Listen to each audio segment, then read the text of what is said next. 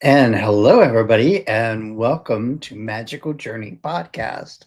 I am your host, Daniel Ian Cahoon, and I just realized my name is all covered up tonight in baubles and kebabs from this banner. So let me fix that right quick.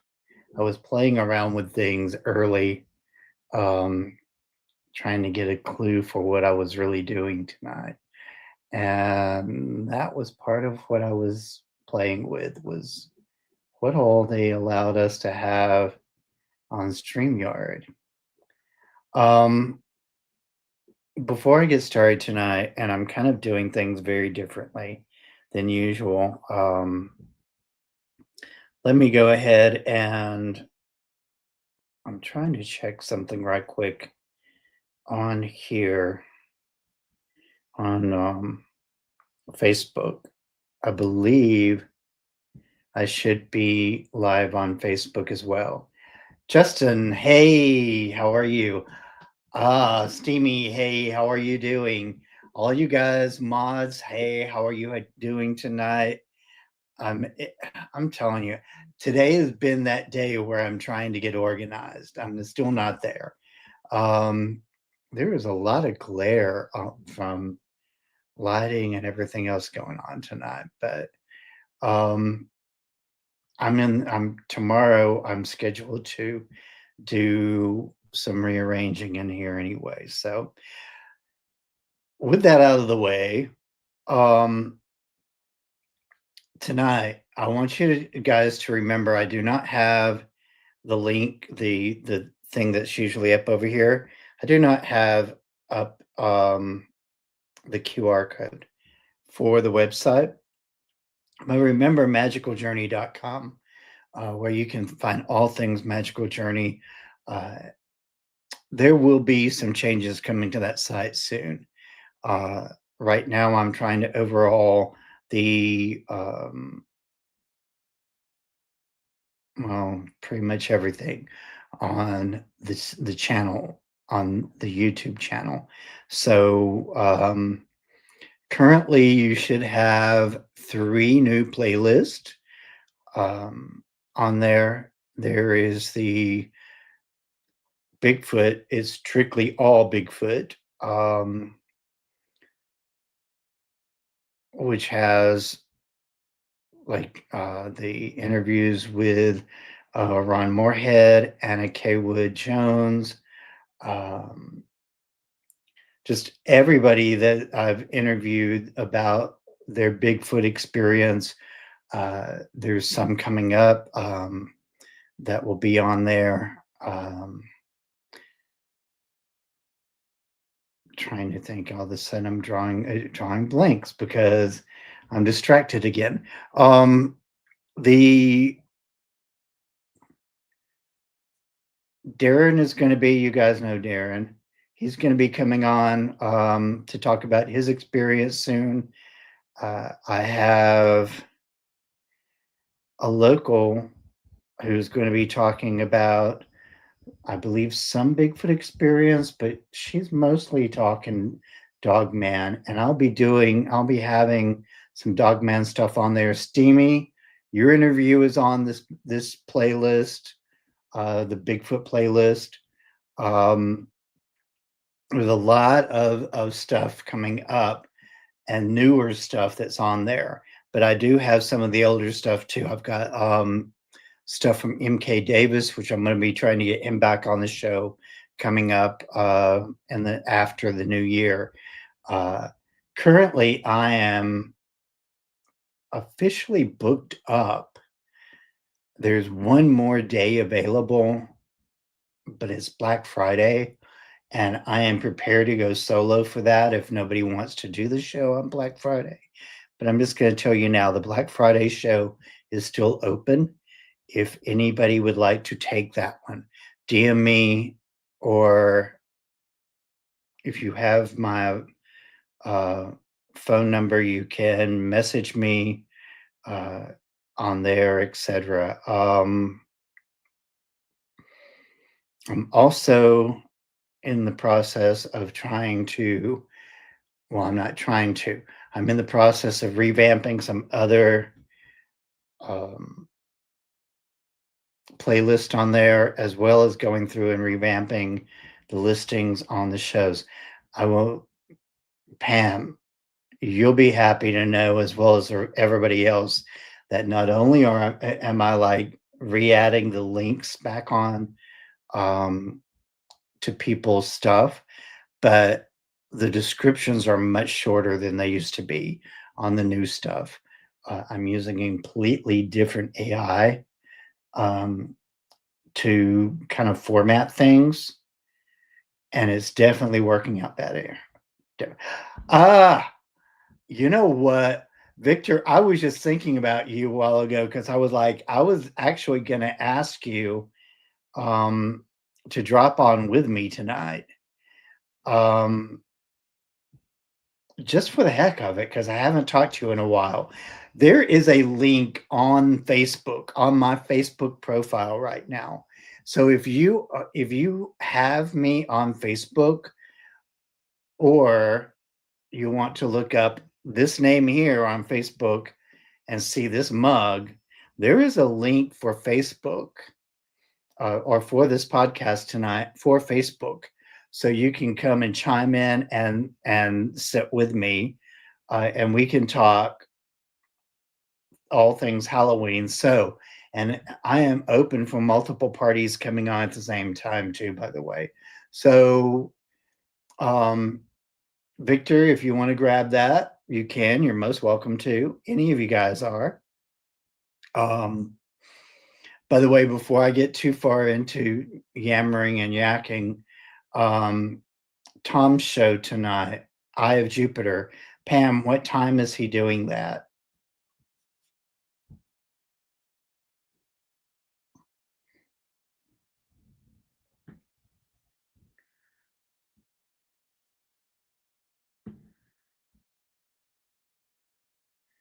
Awesome. That's fine, Victor. I appreciate you.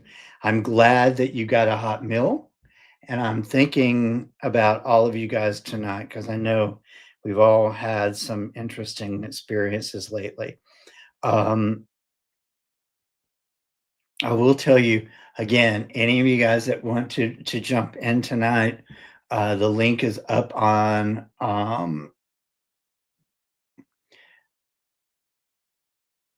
Central Time. Okay, so Tom's show tonight is 8:30 p.m. Central Time. There we go. Pam, you're amazing. Thank you. I do also wanted to point out, guys, I don't know what's going on, but I do know, like, I was looking through the list of people that I have on that are following who've subbed to this channel, and currently there's a lot of people not on there that I would assume at one time was subbing before I could actually see the list.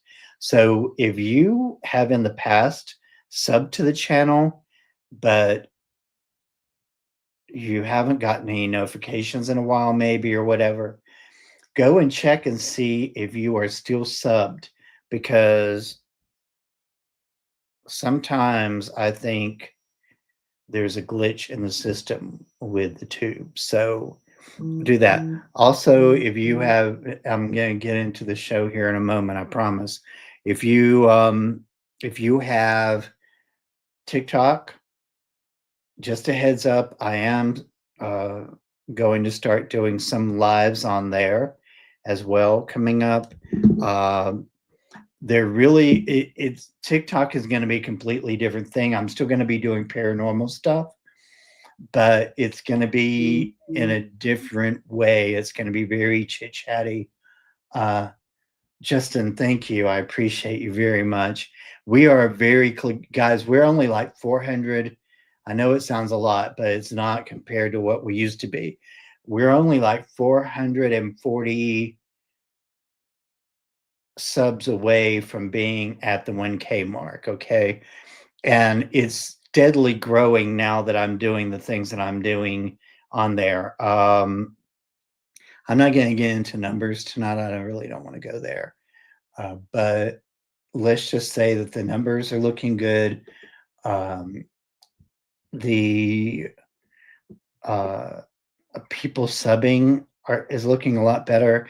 I'm going to go back on some of these the older episodes that are long, and I'm going to try to learn how to edit those and cut them down and do some things with them to make them more enjoyable.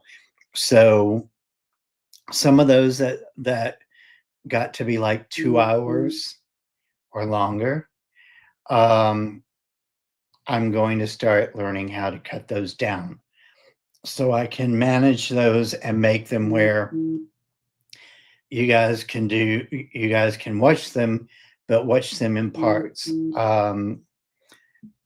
So look forward to that.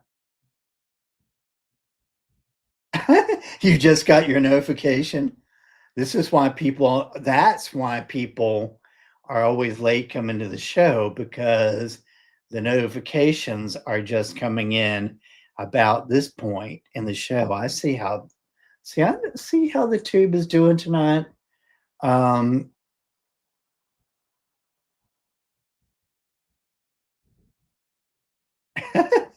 so, so here's the thing. I try to keep the show about an hour. Um, Occasionally, in the past, I used to be like, "Hey, let's just do it," and almost every show was a 2-hour show. So some of those, I'm going to be dissecting those suckers and breaking them down. Wish me luck on that, because I honestly don't know a lot about editing in a way that really works well yet, but I'll get there. Um, so one of the things I really want to go into tonight, because to be honest with you, I was not even like, I didn't want to really even do a show tonight. I'm just going to be very honest with you guys about that. Um, and here's the reason why. Usually we decorate every year. My roommate does anyway. He decorates every year of, like a light show in the yard. I'm not even joking. It's like the Christmas light shows that people does. He usually in the past has been doing a Halloween and Christmas light show. This year, for whatever reason, he chose not to do the Halloween one, which um, was actually a good thing, because last year he did, and I was the only one here, and I got stuck doing Candy Patrol by myself, and I was absolutely miserable before it was over with. So, because I just don't,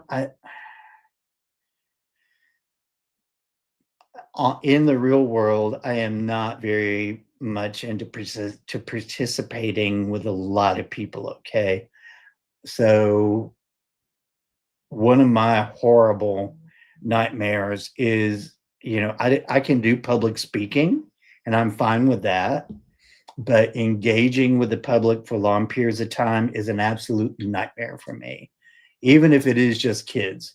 And by the way, when I do hand out candy, which obviously is not happening this year, uh, I also encourage teenagers to come to my house and get candy, because here's the thing of it. If they're engaging in Halloween like that means they're not out doing the things that we don't want them doing, getting in trouble, getting into fights, all these kind of things, winding up being a statistic before the night's over with.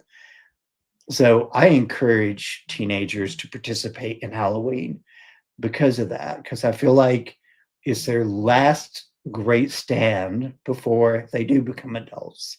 So there's my stance on that.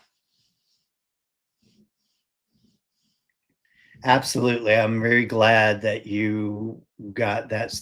Hopefully, we've got that under control, Steamy. So let's get into tonight a little bit. Now that I've actually spent a few minutes just kind of relaxing and chilling here. Um, is Halloween. One of the things I want to talk about tonight, and I want to get you guys' um, kind of minds in that direction, is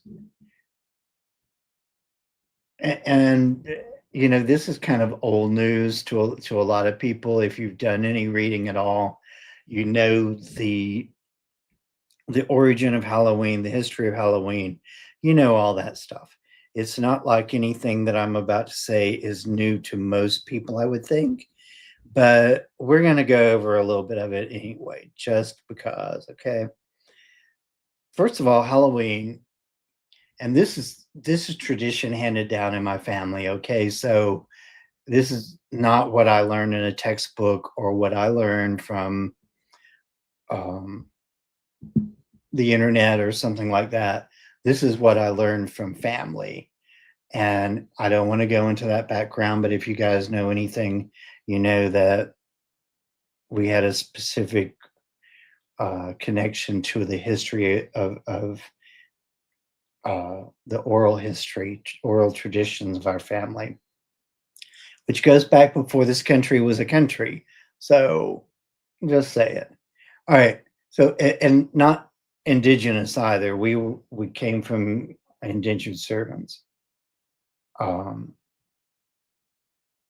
but with that said, the tradition of Halloween, um, or Samhain, really started with farmers, and so particularly, or what we would call farmers, particularly people who relied on the will of the year, which was stemmed from pagan practice. Okay, so we had during the will of the year, we had three different harvest seasons. Okay, which started in midsummer and then worked down. Samhain was not only the final or the third harvest, but it was also the end of the harvest season. The final harvest, the third one, then we're done for the year. The crops were done for the year. So it was kind of a time of celebration. It was a time to bring in an end to the long summer work in the fields, and the the way that things were going, throughout the work part of the year. I'm watching my video camera right now too. Um, so the security cameras outside, nothing going on. I'm just like, it did something kind of strange there for a minute. So with the end of the year, there was celebration. They would um, set bonfires because it was dark early. They would gather around the barn fires. The guys would play their music. People would dance. There was obviously drinking involved because, hey, Scottish and Irish people, they drank. And so there was there was an air of celebration. It was an air of, hey, we did it. We got this. The year has finally ended and we can go about our business now. We can relax and get ready to prepare for Yule, the quiet time. So Samhain really started out with a very celebratory and yet also a very preparation oriented time they were preparing for that time of the year where it was going to be quieter, colder, so there was a little bit of both of those things kind of going on there. Now, other practices that were going on around this time were, especially in Scotland and Ireland, were eventually fed into the tradition. Um, Going door to door for candy was actually in Scotland and Ireland. Children during this particular time of year would go door to door asking for alms, usually because of uh, the holiday, because people had just gotten through. And when I say holiday, I mean the end of the harvest. People had just got through with harvest. There was all these fresh fruits and vegetables. So there would be a lot of baking going on, a lot of making breads and pies and all kinds of treats like that. The children would go to door. Hey, how are you doing, Ray? The children would go to door, and they would ask for, or as some people might say, beg for, um,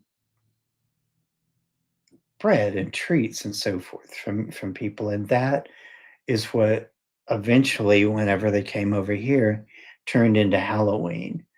Um, One of the things that was very common too was eventually was the idea of the veil thinning. Um, when we talk about the veil thinning, we talk about a time when the ethereals and the astral planes would start moving down closer to the physical world. Okay. And the belief was that at this point in the year, the veil was the thinnest, that both worlds were on the same level at the same time. And the the spirits of those who had passed could move into our plane of existence on this night for about a 24-hour period. So, which is very interesting because what most people don't know is that with the summer solstice, the veil thinned too, but instead of the spirits going into our plane, it was believed that we could travel into the spiritual plane on the summer solstice. The longest, it was the days were like day and night was equal at that point. So when the sun went down and people were ending their day on the summer solstice, yeah, yeah, we could travel to their side. So summer, the living could pass over to the side of the spiritual side. The fall, the spirits could come over to our side. It was flipped over. So most people do not know that, but that if you go back and you do your research, you can find that. Um, the problem with spirits being able to come over to this side was that there was some mischiefy little creatures that would manage to come through as well and create some chaos. And so the practice of jack-o'-lanterns, which if you all know the tale of Jack of the Lantern, you would know that originally in Ireland they didn't have pumpkins. Scotland and Ireland, there were no pumpkins, so they used root crops. turnips was one of the favorite. And let me tell you something, if you've never carved a turnip before, it is a nightmare. Turnips are really dense and they're really hard to carve. Like trying to scoop out the middle of them is a workout. You wouldn't think so, but a raw turnip, not your friend.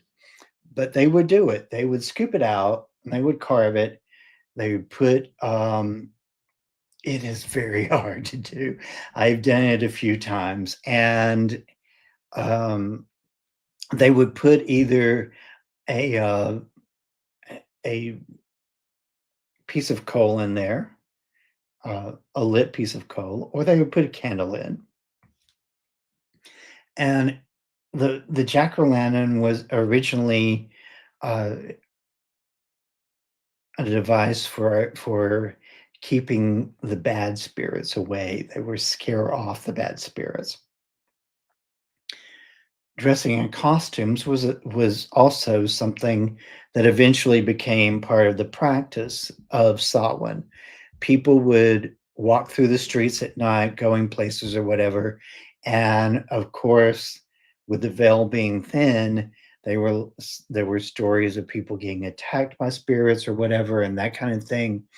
So they devised a plan. They were like, "Hey, if we dress scary enough, maybe we'll scare the spirits away." So people started wearing costumes to do just that. On Samhain night, they would dress up and run through the streets to scare the spirits off. So there's a lot of the things that when people begin to migrate over here, obviously got Americanized very quickly because, people we Scottish and Irish were trendsetters, okay? We did a lot of things that people picked up on eventually. That's how we got the telephone and the television, by the way, was from Scotland, and bicycles. But with that said, when we came over here, pumpkins were in the Americas, and people over here got the idea, hey, I don't know about doing this root crop thing, but these pumpkins are pretty easy to carve. So let's do that. And eventually, um, the tradition of going door to door, trick or treating, became a thing. Uh, my understanding, and I could be wrong on this, was that was something that was like happened somewhere in the 1950s or so, 40s, 50s, maybe. It was probably earlier than that. Um, yeah, yeah. The probably a lot like eating a raw rutabaga. I gotta tell you, I don't think any of those really taste good raw, personally. But that's just my opinion. I like to boil things. Um, Maybe fry them some. So let's talk about the spooky side of Halloween. Okay. Now, in places that I've lived, there's always those local legends, the local lore. Um, One of the things that I remember people talking about when I lived in Huntsville, there was a couple of things in Huntsville, Alabama, that always kind of freaked me out a little bit because when I was younger. One of them was down in kind of the older part of town.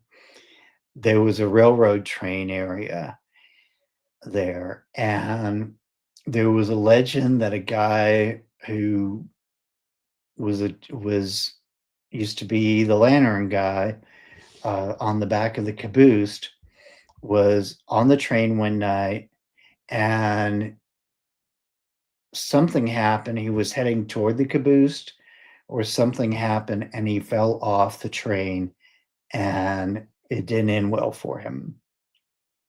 So legend has it that on certain nights you can still see the light of his lantern walking down through the trail, the train tracks where he was.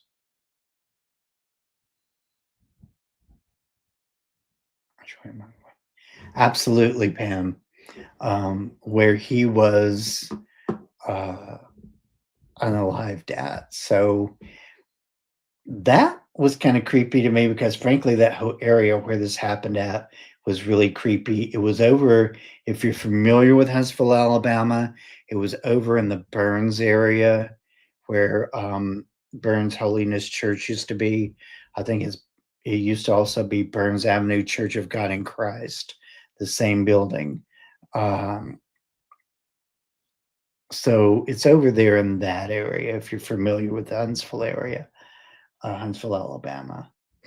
Um, One of the other things, and this is something that like is so weird, you can actually go online and see pictures of this.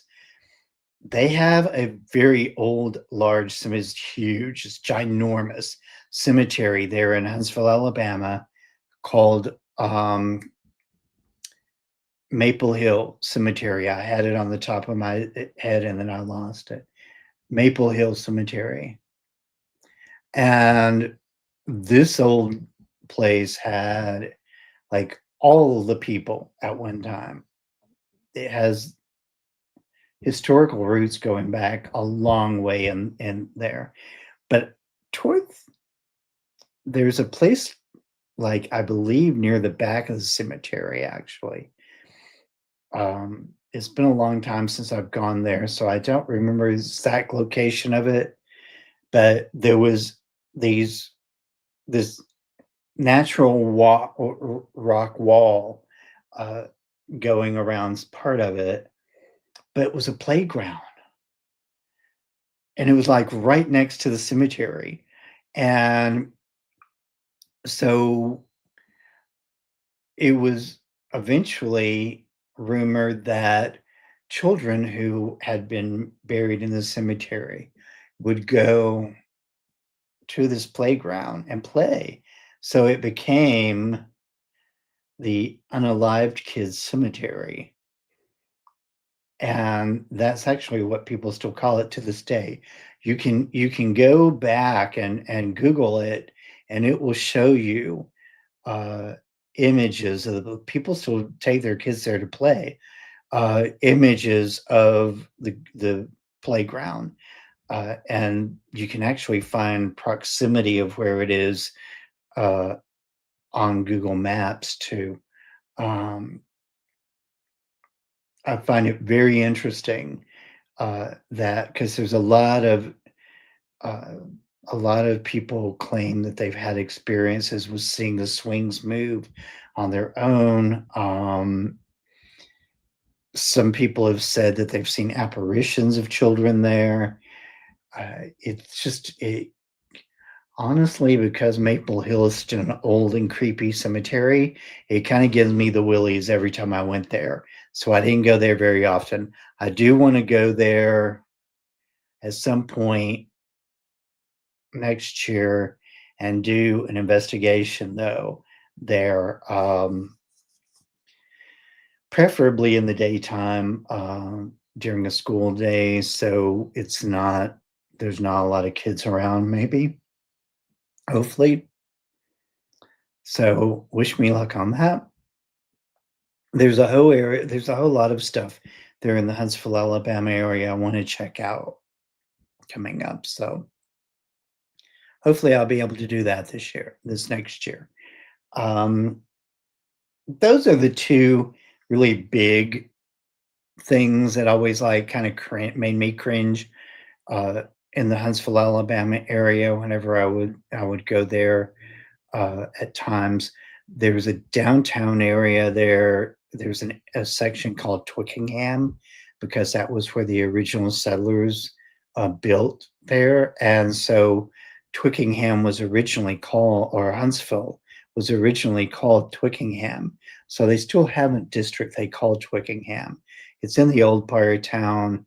Um, I know on one of the historical streets, there was 1 or 2 houses, I believe. I believe their build date was in the 1700s. So, I know one in particular was late 1700s, um, because I remember walking by it a few times. So, there's still some historical buildings, in the downtown area of Huntsville that they managed to survive the war between the states. Yeah, and then, of course, there's the lore of, um, just children stories like Bloody Mary and so forth like that. All of those were localized in that area. I would talk to people at times and ask them, "Hey, what's some of the things, some of the creepy stories that you heard growing up?"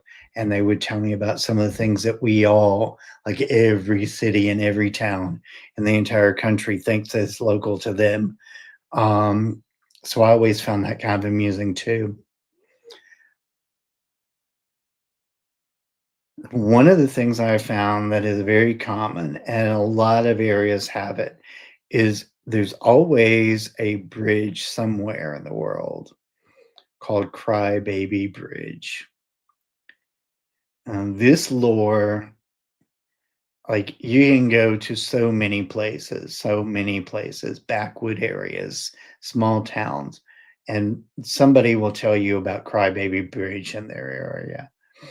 Um, the legend usually changes somewhat, but the story is fairly consistent. It usually has something to do go at night. Look, the problem with going to some places at night is if they are heavily patrolled by the local PD, you wanna make sure that they know you're there ahead of time. If you don't make contact with the locals and you don't let them know, they will run you out, and in some cases, they'll just tell you, "You can't be there at night." Depending on the neighborhood, depending on,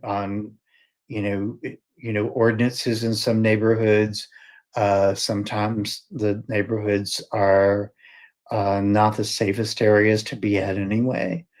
So it's really important to understand that, if you go to some of these places at night, you need to make sure that you're within the legal boundary so you don't get in trouble because you can get in trouble for trespassing in some places, especially some of the larger towns and cemeteries at night. I remember when I was a lot younger, we used to go hang out at the cemetery all night. As long as you like ducked every once in a while, if a patrol car did come through, if you ducked behind something and hid, you were okay. But now, there's like Bachelor's Grove, and let's talk about that in Chicago. Uh, the Chicago suburbs, you do not wanna go there at night. It's not really safe, okay, for a lot of reasons. Um, Now Bachelor's Grove during the daytime is a little bit more clean now. I think the city is taking care of it more, so you can go there more often, during the day. People go there now, and visit. It's not really suggested uh, to be there for a long period of time.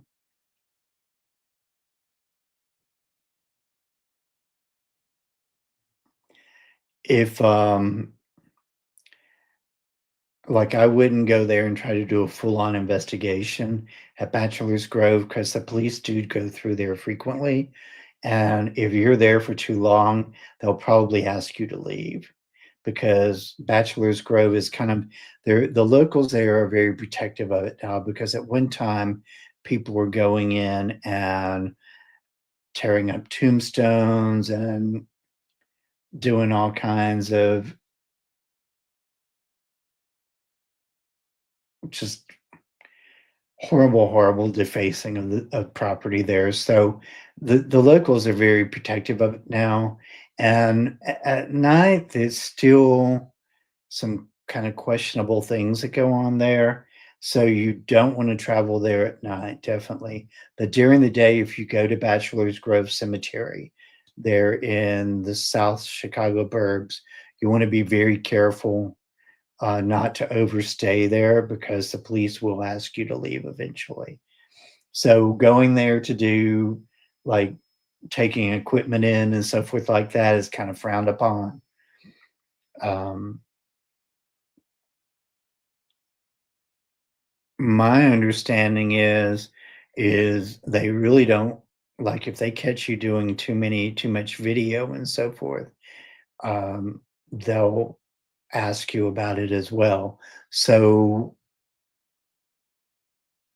Bachelor's Grove, one of the most haunted cemeteries in the world, according to several people, including Troy Taylor, who is a prolific book writer. He will tell you Bachelor's Grove is one of the most haunted cemeteries in the world. Um, Decatur, Illinois, is where Troy Taylor used to have his headquarters. I don't know if he still does or not.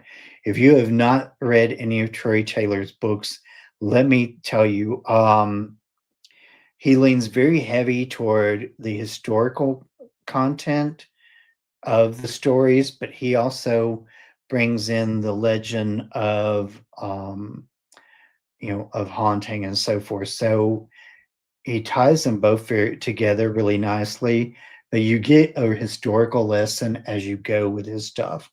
Um, Troy Taylor is the one who, when went to the to Decatur's haunted Decatur tour a few years ago, one of the guys who worked with Troy Taylor was the one who's told us said, "Remember, today's headlines are tomorrow's ghost stories." And I was like, "Wow." So there's a lot of some legend and lore, but also some things in Decatur, Illinois, that have been documented to be haunted. Decatur has a very long history. It was actually a fun fact about Decatur, Illinois, was at one time Barnum and Bailey had their winter quarters there. So, and it was in a huge building. They had their winter quarters. So that was a fun fact.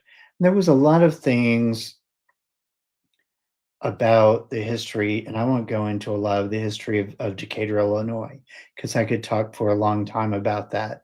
I did a lot of research at one point on Decatur. Um, Downtown area there's rumor and legend and lore that says downtown was built on a cemetery.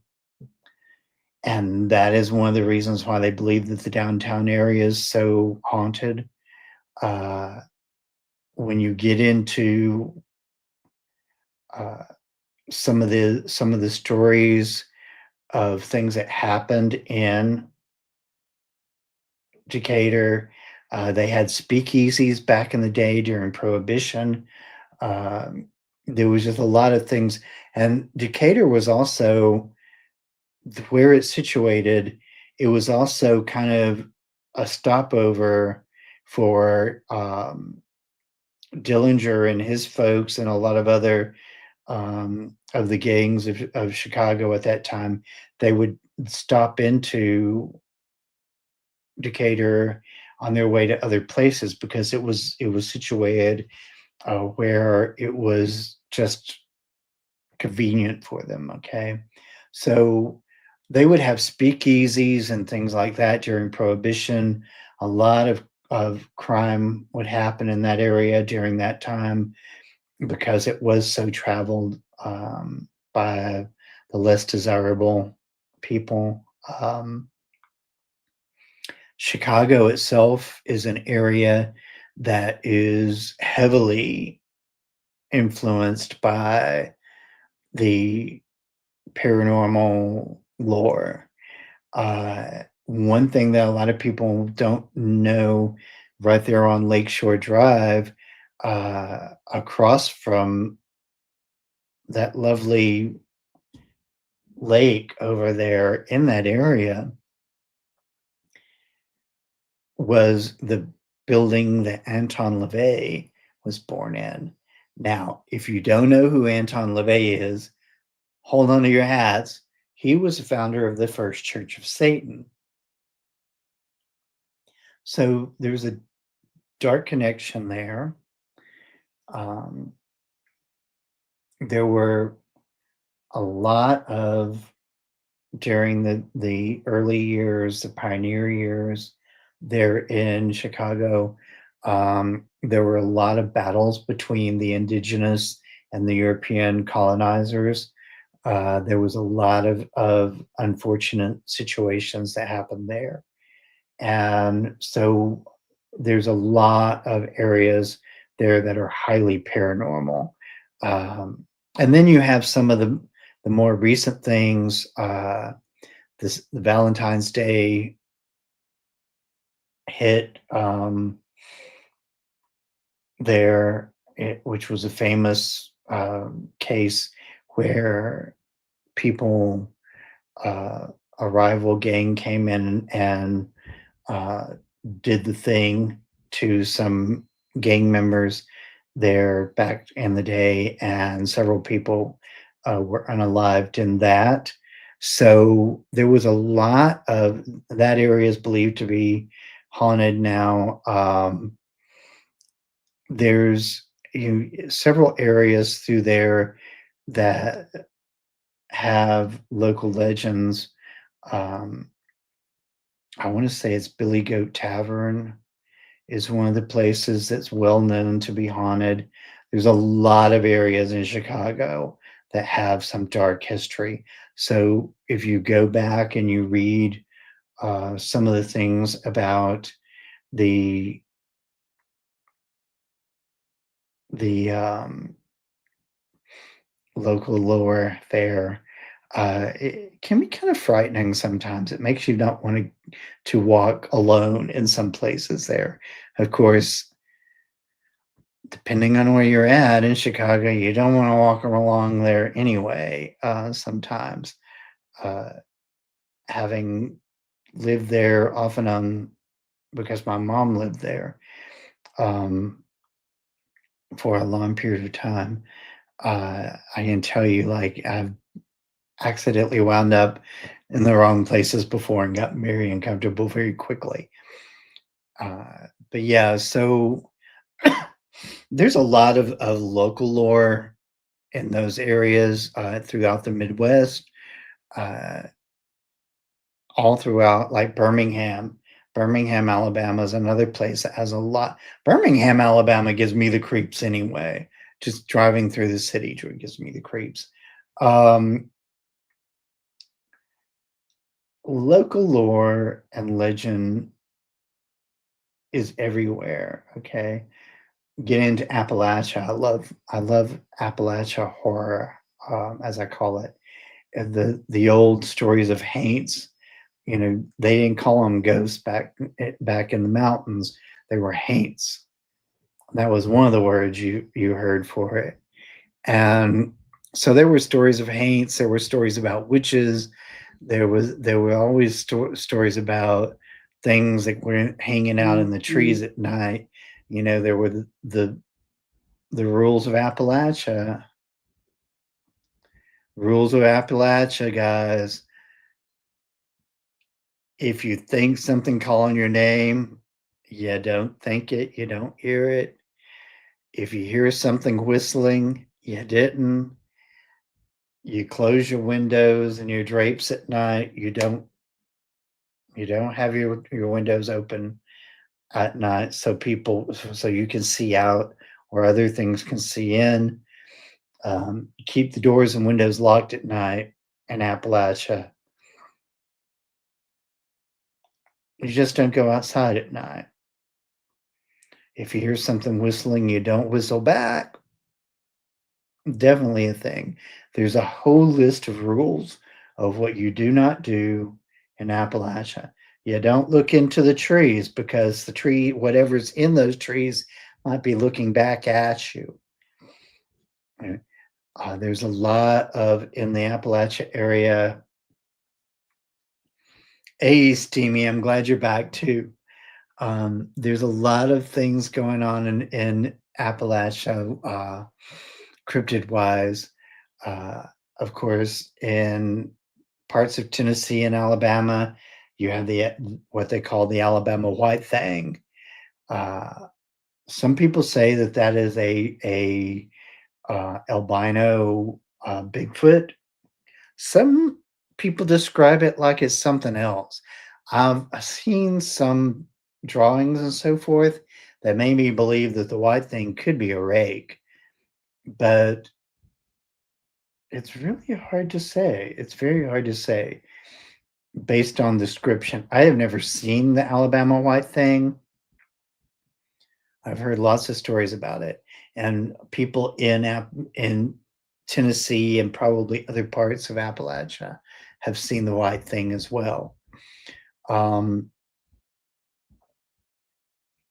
Another great tale coming out of Appalachia was, my understanding, they actually have a festival for this now in Chickamauga, Georgia. There is ah steamy. No, I'm really hoping that's not the case. Um, Go have it checked out though. Um, Chickamauga has something hanging out in the Chickamauga battlefield there. They call Old Green Eyes. Now, there have been a lot of rumors over the years about what Old Green Eyes is, but we do know this. It hangs out in the battlefield and it has glowing green eyes. Thus, they call it Old Green Eyes. So, whatever it is, that's what we know about it as far as absolute consistent lore about it. There's a lot of like inconsistencies in some of the lore stories, but those two things are always consistent. Um, Appalachia also has a lot of tales like Spearfinger. That one creeps me out. I don't really like to talk about that one. Um, for one thing, I really believe that. I don't know why I'm so testy about Spearfinger, but I don't like to go. Uh, I don't like the idea of traipsing through the Appalachia areas by myself because of that. Okay. Um,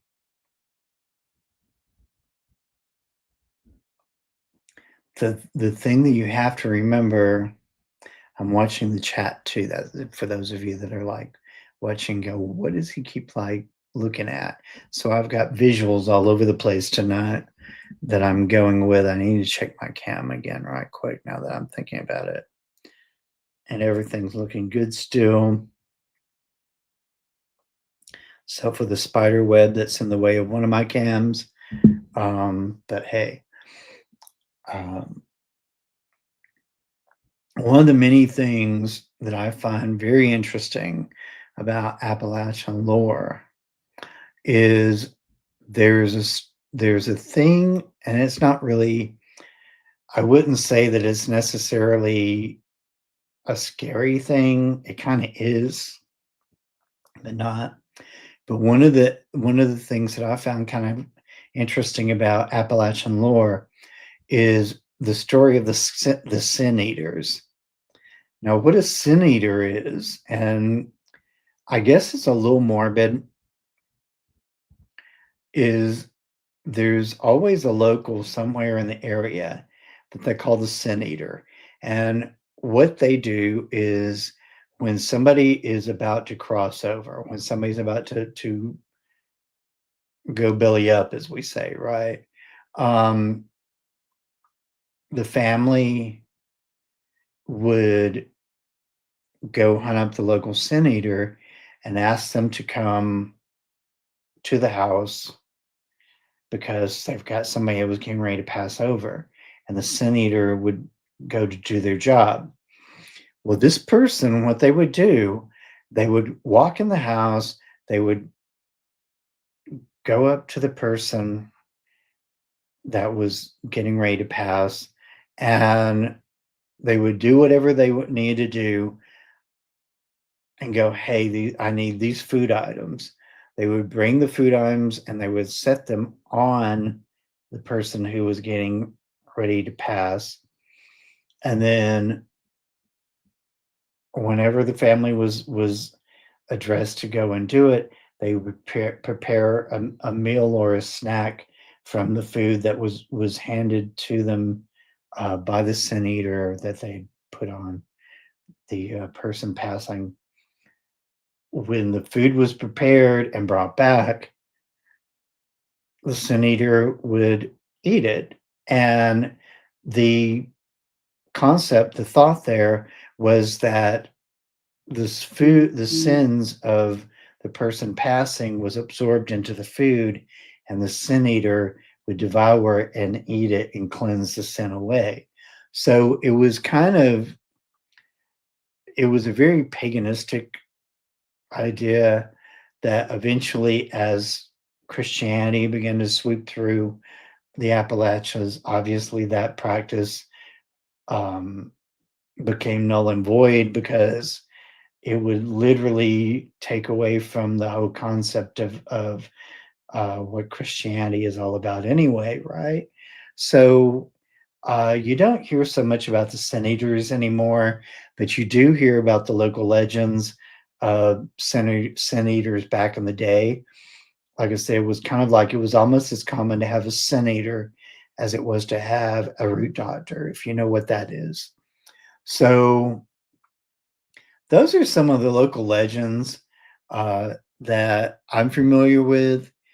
I know tonight wasn't the most exciting episode I've ever done, but honestly, like I said, I didn't even know what to do tonight. I was just like, I just want a break from the norm, and tonight was a good night to do that. Um, I will tell you this. Let me, you guys are gonna love this because there's some stuff about to happen that is really cool on the show. So let me get to.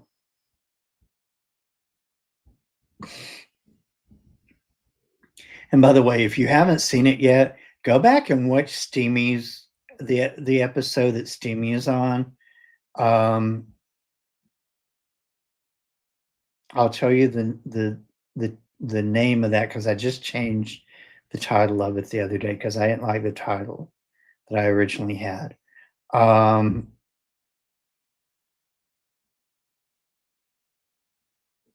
that episode was a really good episode. It was the one just before Robert the Doll, which, by the way, if you haven't seen the Robert the Doll episode, go watch that too. It's really good. Um, Next week, I have Swamp Dog coming on to talk about his experience with Dogman. On the 14th, Jenny and Mike are coming on, my mods. Um, they're going to be talking about the local experience that they're having there in the Carolinas. That's really important because they've been having a lot of cryptid experiences. They're actually Um, Jim Powell and a group went up there. Yes, Steamy, you are in episode 100. Thank you for reminding me. I knew it was. I felt like it was 100, but I didn't want to like jump the gun on that one. Um, the episode with Jenny and Mike that's coming up on the 14th. I really want to hear about this because there's a lot of activity going on up there in their area. They're also not too far away from the area that was struck by Helena. So there's some stuff going on there. Um, November the 21st. This is a big show, okay? Or a big name. There's actually Irina Scott, who is not only a prolific author, but she's also a scientist and has worked with MUFON before. So Katie, it's very possible that Katie Page may know Irina. I need to ask Katie about that. Um, she will be coming on the 21st to talk about high strangeness, and in particular, so you know Irina then, right? Or you've seen her? Okay, so she's going to be on the 21st.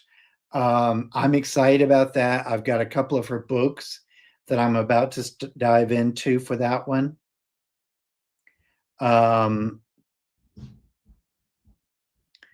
on and I got to tell you guys, like when I say she is a PhD, okay. So she is literally a scientist. So having her come on the show will be a really good thing. I'm sure there's going to be a lot of information on there. On the 28th of November, I have Beth Collinsworth. Let me tell you, when it comes to high strangeness, this is going to be a show you want to see. Again, another big one. You guys have never heard of Beth. She's a local. She lives 30 minutes away from me. I will tell you this. She does know a lot of people that we all know. She's friends with Daryl Denton. I believe she knows Harley.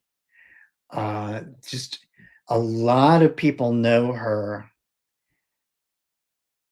Big names know her, okay? But not so much just everybody. Not just everybody knows her. Um, Beth and I have talked on occasion on the phone. I would love to go and do research in her area. Um, like I said, it's only 30 minutes away from me. Uh, she has some very interesting stories, and there are some things that I expect to talk about in that episode. You guys don't want to miss it. So let's go over the dates. I want you guys to mark on your calendar. Okay. Oh, I've got a couple of others to tell you about after this. Okay. So next week, Swamp Dog. Got to be there for that. On the 14th, Jenny and Mike are going to be talking about this is actually a part two in a way, because after they left Florida, and if you have not seen the episode that Jenny and Mike and the young lady who did the investigation in Florida, if you have not seen that, this is a good time to see it. They are coming up on the 14th. On November the 21st, Irina Scott. Okay. Again, this is a big deal. She is a PhD. She's in the know. She's been part of MUFON. She's written several books. She's been on Art Bell. I mean, she is right up there with Katie Page when it comes to people you should know. On the 28th of November, we have Beth Collinsworth. Again, she's a local. She lives 30 minutes away from me. Very, very interesting.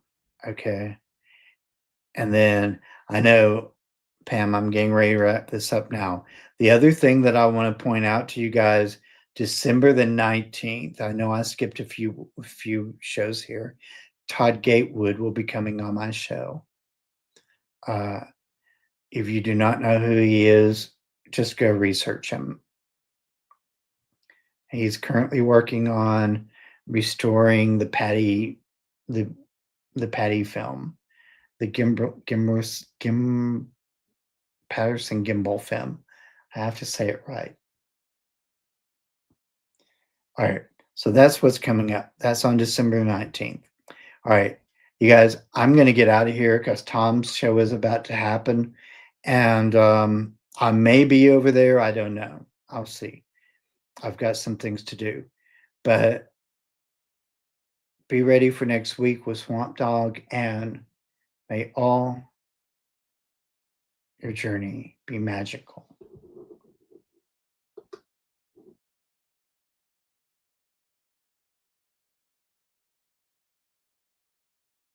I've waited for so long to see when you come back to me.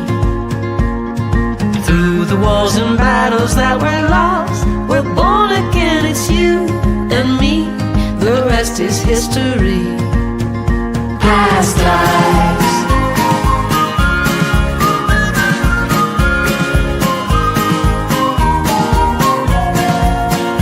Past lives.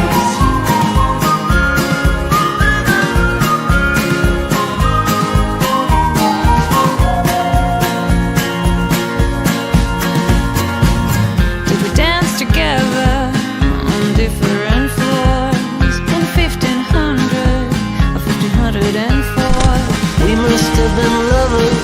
We must have been something in our past lives.